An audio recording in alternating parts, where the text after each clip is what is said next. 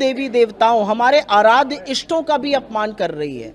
ये कहना कि महाप्रभु भगवान जगन्नाथ मोदी के भक्त हैं, ये करोड़ों हिंदुओं की आस्था पर ठेस है, उस पर प्रहार है और ये गुनाह है, ये पाप है। इसकी माफी नरेंद्र मोदी को मांगनी चाहिए। लेकिन ये कोई छोटा सा बयान नहीं है, ये एक सोची समझी साजिश, एक छोटा सोचा समझा प्रोपेगेंडा का हिस्सा है।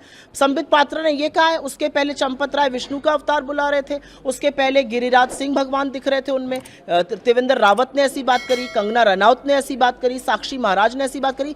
इन लोगों ने तो प्रभु राम को छोटा सा बच्चा दिखाकर उनकी उंगली थमा दी थी नरेंद्र मोदी जी को। ये किस तरह के धर्म विरोधी लोग हैं और किसने इनको हक दिया है कि ये हिंदुओं की आस्था के साथ खिलवाड़ करें? और इतने आत्ममुग्ध है प्रधानमंत्री कि वो कहते हैं मैं ईश्वर का दूत हूं, मेरे अंदर दैवीय शक्ति है। अरे आप ही के राज में 45 साल की बेरोजगारी है, आप ही के राज में महंगाई कमर तोड़ रही है, आप ही के राज में महिलाएं असुरक्षित है, आप ही के राज में किसान बदहाल है, मजदूर मजबूर है, लोग हाशिए पर है। उनकी कोई चर्चा आप नहीं करते हैं, जिसका वजूद 18वीं लोकसभा के चुनाव के बाद खत्म होने वाला है।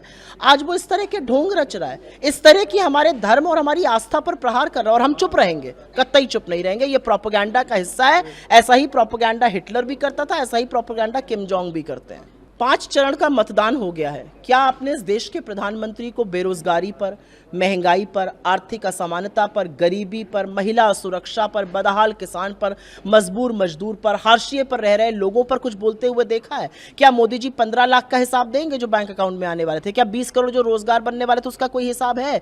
क्या 100 स्मार्ट सिटी का हिसाब है? क्या रुपया और डॉलर जो एक हो जाना था उसका हिसाब है? 84 पर रुपये को पहुंचा दिया है। क्या पेट्रोल डीजल 35 पर मिलने वाला था उसका हिसाब है? कि क्या किसान की दोगुनी आय का हिसाब है? क्या 5 ट्रिलियन डॉलर की इकोनॉमी का हिसाब है? इधर उधर की ऊल जलूल की बातें। पहले चरण में मुस्लिम लीग मीट मुर्गा मछली नजर आ रहा था, म से मणिपुर, म से महंगाई, म से महिला सुरक्षा नहीं नजर आई।